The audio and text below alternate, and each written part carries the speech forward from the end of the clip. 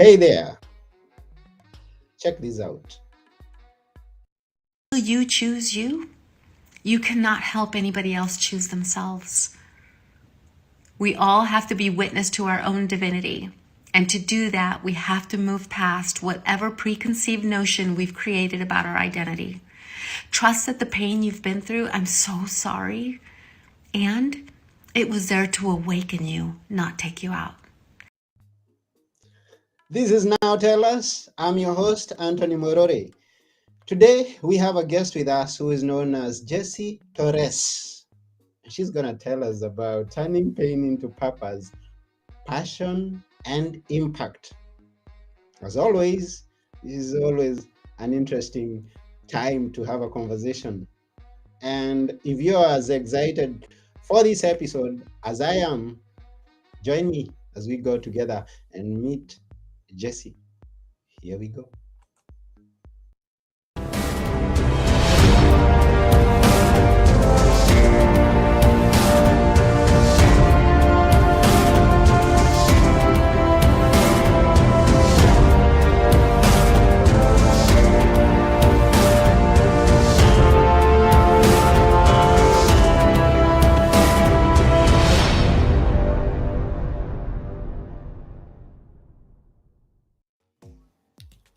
Hello, Jessie.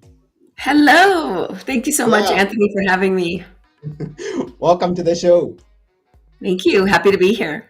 Yes, and sorry, I didn't get your second name the very perfect way you'd like me to. Now you're gonna tell us who your full read us your full name. I see there is also a third name in there. Put it. Oh, that's a word in there. Jessie Fierce Grace Torres.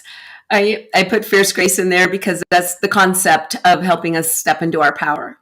Wow, that's cool. Now, where are you? I'm in Idaho. Hmm. And how is it Yeah, there? it is beautiful. The weather here is just lovely. It's brisk, but the sun is out and it's just gorgeous. I love it. Yeah, I used to hear that state being mentioned by one of my favorite personal development person known as Jim Rohn. He said, Mhm. I was in Idaho. The way he pronounced it, it was just cool. And it stuck in my mind the way he used to tell stories about the time he was growing up, the challenges he was facing, how he had to learn an extra skill. Interesting. Mhm. You know something about Jim Rohn? Oh yes, for sure, for sure. I've listened to a lot of stuff for sure. Yeah, great Okay. guy, great leader in personal development. Yeah. So tell us about Jessie. Who is Jessie for the audience to know? Who is Jessie? That's a big question. But honestly, I'm just a woman that's passionate about helping people come out of suffering, to really see, a part of their journey or whatever trauma they've experienced as one of the monumental moments that created the beautiful human that is here today, and that we don't have to be limited by our past. We can actually be empowered by it if we choose to see it differently. And I'm excited to be able to bring people to no longer have to be handcuffed by what happened to them and to come to a place of limitless potential. And that's cool. I love that. And talking about pain, talking about coming from that place where we've faced challenges, I know, and it would be good for our audience to know where you are coming from, what you've experienced, and how you came out of it. And this is going to be a wonderful time to share with you as you tell us. Yeah, For go ahead. sure. I come from a history of childhood sexual abuse with my father. Tried to tell my mom when I was 16, and I apologize. I'm trying to come out of a cold, so I apologize for my voice. But trying to tell her when I was 16, and my words being turned around. I used the word molestar in Spanish means to bother or annoy, and my words were twisted. And my mom never spoke to me about it again. So for the next 2 years, I proceeded to continue to run and hide from my father. In that, I met a man who actually was witness to what was going on in a moment that he brought me home late from a date. And because when I turned 18, I rebelled, and I told, I knew that I was going to do everything my dad didn't want me to do. And Mhm. so he said, be home at midnight. I'll be home at 2, and I was just like, didn't want to be at the house because I was fighting him off. My mom would cry, but, you know, she didn't, she didn't understand, and I didn't know how to tell her. And at this stage, right? Because I tried at 16. So when he brought me home late that night, my dad was standing out on the porch, and he said, "You get out." And he looked at me and said, "You get in this house," and proceeded to be angry and berate me throughout the night. But the next day, my then boyfriend asked me, "What's up with your dad?" And I said, "What do you mean?" He was angry because you brought me home late. And he said, "No, that was not an angry father. That was a jealous man." And with that statement alone, he opened up Pandora's box in me that had me share everything I was going through, because nobody had ever named it. Nobody ever called it or knew. And the moment that he was willing to still want to be with me and love me, I fell in love. Like I couldn't believe that after knowing what I had interpreted as all my dirty, all my shame, all my ugly, that he still wanted to be with me. It blew me away. And because I had felt that, no one would ever love me. I was damaged goods. I was, nobody would ever want a woman that was touched by her father. And that's how I interpreted it. And so, again, we're meaning making machines, right? We start to have our experiences and then we make meaning around it. So for me, I made the meaning that no one would ever love me. So when he stepped into my world and loved me, knowing everything, I was madly in love. Mhm. And I want to preface the next part of this story. I want the audience to know that I harbor zero anger or zero resentment toward my father or my ex-husband. I have nothing but love and forgiveness. And I believe everything was divinely choreographed for me. And so this isn't a story of villainizing my dad or my mom or my ex. This is a story of a woman that experienced these things and was able to get to the other side of it and create an empowering life. And that's my outcome. So when my then boyfriend, I fell madly in love, I wanted to be with him, and I was still running from my dad at home.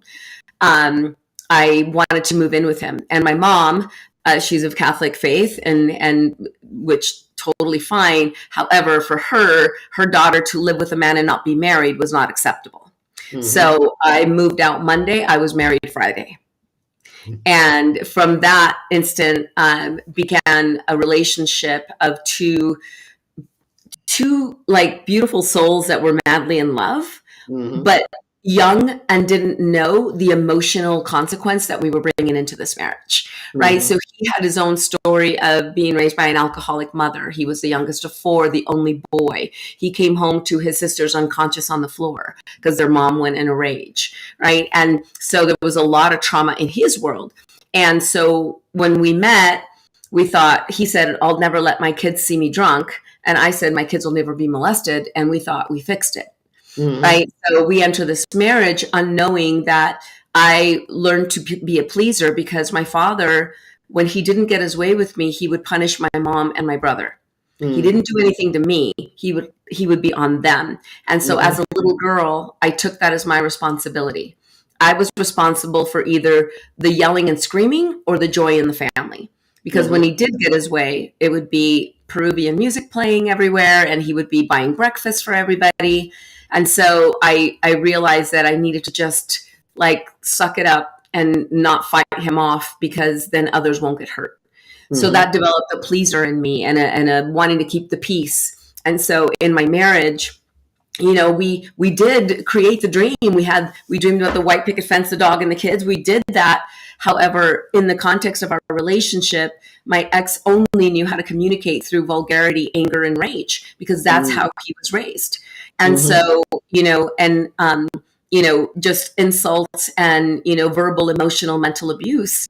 And it got to a point where I just was a physical body walking. I didn't want to live anymore. The only reason I was alive was because of my kids, because otherwise I would have taken my own life, but I couldn't do that to them. And throughout our journey, we also had a stream of multiple deaths that happened in our family. from my his uncle, who was six and a half, lived worked on the Puget Sound in Washington. He walked on the shipyard, and those big metal balls with the hook on the bottom fell on his head. Just fell on his head. He happened to be under it at the right time, and it's just tragic. He was such a sweet man. Then my husband's partner, who was on bike detail, got home from LAPD, and he got home from work, popped in a John Wayne movie, and had an aneurysm and died. And he was like 30, I think he was 35, and left 2 children, a 6 and a 4-year-old, you know, and then we got that horrific knock on the door in the middle of the night to hear that my husband's sister had committed suicide. And then 1 year later, my older brother was murdered. And so we literally had 4 deaths that were just catastrophic in unusual ways.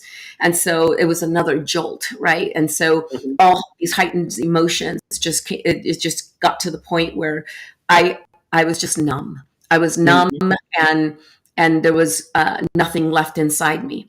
And from that, I actually took a community college course because I wanted to expand myself. I was a stay-at-home mom. I worked, but part-time, and I started little businesses here and there, but I wanted something bigger, a bigger purpose. And I took this class, and in this class, my ex was very controlling and very jealous. And so if I went to the grocery store in shorts in 102-degree weather, I was in trouble, right? I was all these horrific names.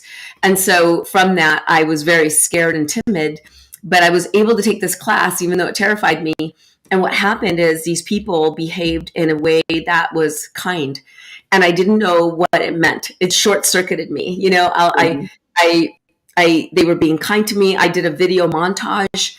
They all put money in and bought me a Best Buy card, which seems like this tiny little thing. But to me, it was everything, because my father had told me, people, you can't trust them. They just want to get in your pants, right? Because that's what he was doing. And my husband said, people subconsciously want to break up a good thing, so don't talk about our marriage to anybody, right? So I always thought everybody is out to get me. And when these people were kind for no reason, it short-circuited me. And I was like, I don't know what this feeling is. But what I know is that when I feel it, I'm alive. And if this feeling is available, then life is worth living. And at home, I was dead. And so that was the moment that triggered me the ability to get out of my marriage.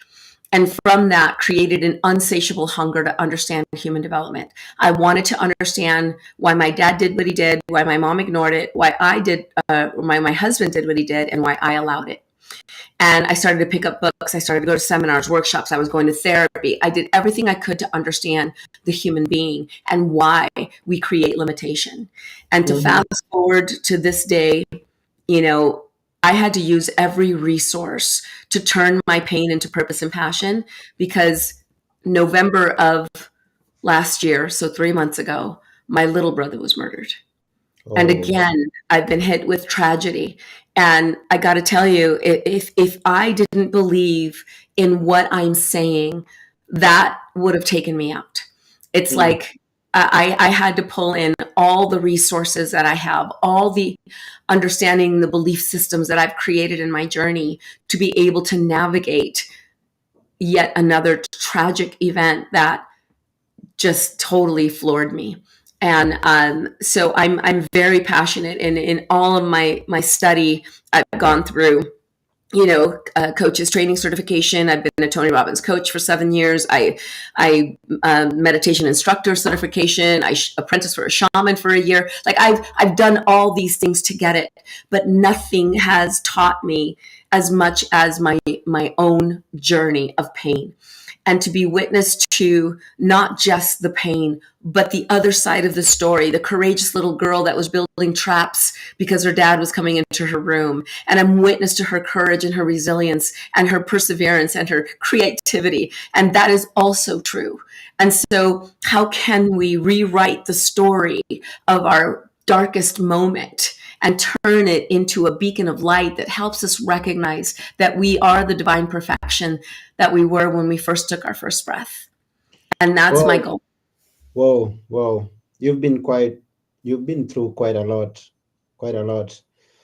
And I can almost feel your pain. Although You're yourself, I'm myself, and your pains and the listener's pains could be different, but we all go through some pains, and That's right. sometimes it can get us out. It can just trample us on the floor, and so for you to have the strength to keep on moving, and then turning back and coming and encouraging someone who might be going through the same pain, or who may have gone through some pain that is so hard for him or her, that's good of you. We thank you for still standing, for still fighting on. Thank It's you. just good of you. Yeah. Thank you. Now, I can see that experience of moving from, it's like they say, moving like from the frying pan into the fire. And at that point, when you decided to take a course, was there someone who directed you there, or did it just come out of itself? Why were you in contact with people who are influencing you to look into the positive side of life, or how did it happen for you? It started with just having conversations, but it also started with me being a seeker, right? Mhm, Wanting to understand.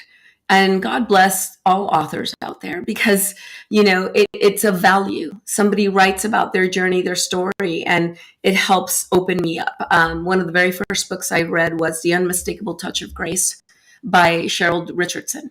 mhm, And, just reading that book, I thought, wow, like there's there's hope for me, like, mhm, right, I didn't know how to believe any differently than I had ever been. So I opened this book and it's giving me a different perspective, and I was like, wow, I can be enough. Like, I don't have to be governed by my past. It's like people say your past doesn't equal the future.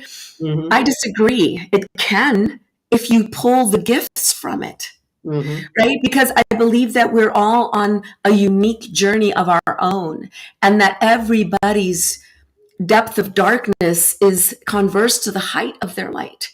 And mhm, if they can see and be witness to that and seek the light in even the darkest moments, they will find it because it's always available. Right? Like, I mhm, use Mr. Rogers' quote, which I love and I've shared many, many times. But he, when 9/11 hit, and parents were watching, the planes hit the twin towers over and over and over again, the children were getting scared. And mhm, so Mr. Rogers gets down to the children's level and he tells them, he says, you know what? Whenever there is chaos, there is always helpers. Look for the helpers, right? And so in the moment of catastrophic events, there's a firefighter running into the fire, right? There's another human being holding somebody else's hand who they don't even know, but because they're injured, they're there for them. Like, there's a mhm, lot of beauty woven in the midst of the darkness if we choose to seek it. But mhm, sometimes the darkness can be so big, or the pain can be so profound, that we don't see anything else but that. And mhm, my invitation is that you have to look for the light, because if you don't, you will only remember the pain. mhm. Wow. And you remind us that for those who search, they will always find. So it's a matter of perspective. In whatever it is that you're going through, or what you may have gone through in the past, you've got to be intentional about what you look for. What is it that you seek for? Because that's what you're gonna find. And it may come just from a simple episode like this one that we are doing, and you get a word or two that can change your perspective, and hence the direction that you're taking, that is going to end you into a better position tomorrow than you were yesterday. And this we take from Jessie. She's been through quite a lot. She still affords that smile. She affords that courage to come and share her story, just to encourage you and to tell you, keep on moving. Now, from your profile, and it's good that you're mentioning things to do with faith. You talk about God doesn't waste any pain. Mm-hmm. Yeah. Tell us about that, more about I that. believe that. I believe that to be true. When my older brother was murdered, I turned my back on God. Mm, I I was very angry, and I thought, what if there's nothing? What if you Mm, don't exist? What if we just get buried 6 feet under with worms crawling out of our eye hole? And I was furious. I couldn't imagine that a God would take what I consider to be my only safety in life. My mm, brother was my protector. My brother was the one that would hold my hand at night when I was scared. And um, with my little brother, I am leaning in to my faith. And I have a very strong belief that everything happens for our highest and greatest good, even the mhm, suffering, even the suck. And if God doesn't waste the pain, then for whatever reason, this is what God believes should happen in my human experience, to lose mhm, both my brothers. Then there's something he's wanting me to see, something, he's a gift in here. Maybe he wants me to have deeper conviction to speak to you today. Maybe he wants me to have more passion in serving humanity. Maybe he wants me to see another part of my brother that I'm finding all these things about him that I'm just in love with and want to speak on. I don't know, but God doesn't waste the pain. We do if we choose to. So mm, you have to look for the good and ask yourself, what is good about this? And trust me when I tell you, I know that there's been some tragic events, and there's been people that have gone through some very horrific things. mm, And when I say to find the gift, and you tell me you've been gang raped, you might say there's no gift in that, right? How mhm, could I find the gift, right? But here's the gift. The gift is you're still here. The gift is that you're still a kind woman. You still show up in love and service. You still care. Like, there is a courage in you that says, I'm going to keep going after such a tragic event. There's a resilience in you. There's a perseverance that is also beautiful. When I lost my brother and I needed to keep going, when I went through all of that, and I had to build traps for my father, if God could whisper and he'd say, I know that this really hurts right now, but if you knew what's coming, you would know why I need you to build courage, why I need you to build resourcefulness and creativity, why I need you to build resilience, because I know what's coming. You don't, but I need to give you this impact so that you can build that muscle. Because later on, when I was getting divorced and I was having to find a place for my kids and I to live, I needed resourcefulness. I needed creativity. I didn't know that was going to happen. I couldn't mm, imagine it. And so mhm, there's always a gift woven. The pain is not wasted. And so I encourage you to seek for it, because it's there, even in the darkest moments. And for whatever happened to you, I am sorry.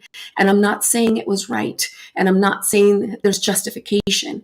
I'm just saying there's another part of you that showed up and got up. Remember that. remember that. Now you remind me of seed, 'cause I grew up in a farm, and I know many people have this experience. Oh, when you take a seed and you put it in the ground, you cover it with soil, and it's damp there. Some mud is in there. More water come. The seed has two choices: either to rot or to grow some roots and sprout. Now you tell us, or you remind us, Jesse, that at the point of being buried, that's the point of being planted, to spring up into a new shoot, to grow into a big tree and produce fruit, to keep on growing. So, as long as we have that spirit in us, as long as we have life when we find ourselves buried, through the challenges that we face, through the problems that come to us, as long as we have that life within us and choose life, choose to shine, choose to look at the positive side of life, then we can always be productive tomorrow. We can always be a benefit to someone there out. And this is what you're doing. This is exactly what you're doing. And we thank you once again. Thank you. Thank you so much, Anthony. And thank you for speaking this into so many Mm, via, this vessel. I appreciate you for being one of the ones that would step out and bring this to the world, because it's so important. We need each other. We need to be able to arm in arm. We're not meant to go it alone. And so if there's anything here that lands that helps support you, just know that you're not alone. And you speak on it, talk about it. shame is what I believe is the cosmic joke. And sometimes we don't share because we're ashamed of what we went through. And, Mm, you know, you are created in God's eyes, in the presence of this beautiful divinity, and nothing has changed. mm, Nothing. It doesn't matter what happened to you. You are still that beautiful divinity. And if you're witness to that, you can share and explain, so you can start to process some of your pain, and you can see through those lenses and trust that you have the power to serve somebody. Just like you were saying, Anthony, you'd make a different decision to still show up kind, because you don't know what people are experiencing. You don't know what bombs are going off in their life. Those mhm, people that were kind to me, they didn't know that I was suffering in my marriage. They were mhm, just being kind, and they'll never know that their kindness triggered me. It lit that little light that was left in there. It ignited it in a way that made me choose life. I was praying for someone to blow the red light, but their mhm. act of kindness, and they'll never know.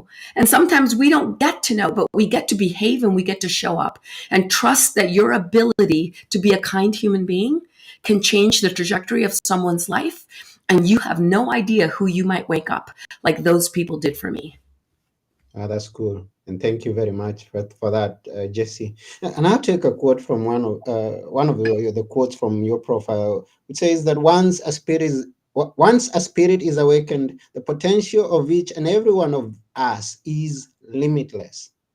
So once again, I remind our viewer or our listener out there, whether you're watching us live or listening to us live, or even the recorded version of this episode, remember that you're limitless, and you've got to awaken the spirit that is within you and live to be a good example, despite whatever it is that you may have gone through or what you may face in the near future, because we never know. Remember Jesse's words and awaken the spirit and become the limitless person that you are, and change a world from your Yes. seed. Yeah. Beautiful. Beautiful. Yes. But what happens when you connect to that passion and purpose? All you want to do is give. All you want to Yeah. do is pay it forward. And that's what we're here to do. And I think we can literally shift humanity. Each one of Mm, us shows up differently. yeah. We can change the world. Yeah. And please, Jesse, at this point, you may want to share the different ways that you're giving back, where you're helping those people who are going through challenges, those who are in pain, and anything that you may like to share at this point. Well, I would definitely love to support anybody that's in a depth of suffering, that needs to feel empowered, that needs to find themselves again. You Mhm. might think, nope, I've done all the work. I've found forgiveness. I've done all that. We don't know what we don't know, right? The jar can't read the outside of the label. And so I believe to partner with someone that can help you see your blind spots. What is causing limitation in you? If it's me, then fantastic. I'd love to help you. But always be a seeker. Always be a seeker trying to find a way. There is a way. You are beautifully worth it, and you are strong enough and courageous enough to find it. So you can come to my site, which is unshakablelife.com. I also am offering a free, for Anthony's audience, a free 10-step guide to begin the process of your freedom. Sometimes it's just taking those steps that helps open a door to helping you be witness to yourself or your situation differently. Because back when I was in it, I didn't believe there was another way. I thought I had to die in that marriage, and I Mhm. couldn't see a way out. So this will help you with some steps and guides to start getting you in the trajectory of the right direction, so that you can start living your limitless life. And what's in that 10-step guide? That's what I'm talking about. The Well, the the steps. what are the steps? So maybe one, two, well, Well, just it's an give acronym an for Fierce introduction. Grace.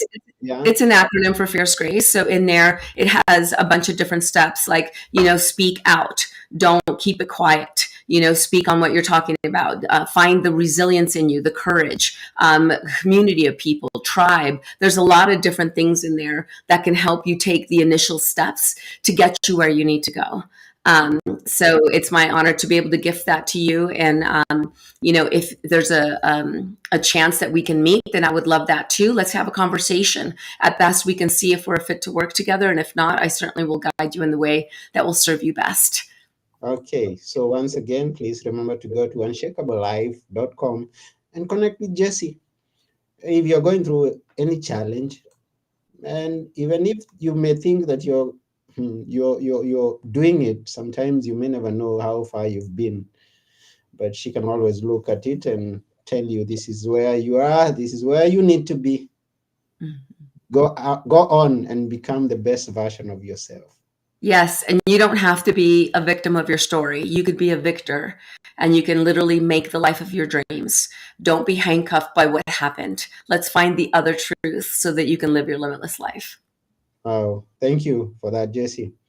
So we are almost coming to the end of this show. But before we go, we would like you to leave us with a few words that we should always remember. Which are they? Well, I'll repeat the one I said, which is no matter what you're going through, seek the gift. Ask the question, what is good about this? If you can't find it, ask what could be good about this, right? What could be the gift? What could be the opportunity in this moment for me to build a muscle, right? I love fear because fear is a call for courage, right? It's just like, oh, okay, this is where I get to activate courage because courage doesn't exist without the element of fear. So just know that you are beautifully worth a beautiful life, a life of joy, not just mediocrity. That whatever your dream, your big audacious dream is, it's right at your grasp when you believe you can have it. There is no limitation to the human being, only the belief that there is one. No limitation to the human being, only the belief that there is one. That's so good. We appreciate that very much, Jessie. Thank you for sharing. Absolutely. Thank you so much, Yeah. Anthony, for having me. I appreciate it. Yes. And also, courage is in the absence of fear. It's going on despite the fear. And yes, you can. Just keep going. Yeah. And know that the courage, it's going to get you through the fear, right? You feel the Yeah. fear. The fear is going to be there. Mm-hmm. But you bring courage and you got it. You got it. Everything on the other side of our comfort zone, right? So when you feel your edges being pushed, check in with yourself. Is this fear or is this that beautiful part of you that knows it can kick booty and handle the situation, right? Change struggle to challenge. And my hunch is you'll lean in and you'll take the challenge. Once again, thank you. We can't thank you quite enough, Jessie, for coming on to our episode. Thank you very Awesome. much. Thank you, Anthony. Yeah, this has been Now Tell Us, and I've been your host, Anthony Moirore, and together with our guest today, Jessie Torres. Torres. Am I pronouncing it right? Yes, you're doing a great job. Yes, together with our guest, we tell you to just keep on moving, keep on going. Yeah, despite everything. And that's it for now. We say bye. Bye-bye. Bye.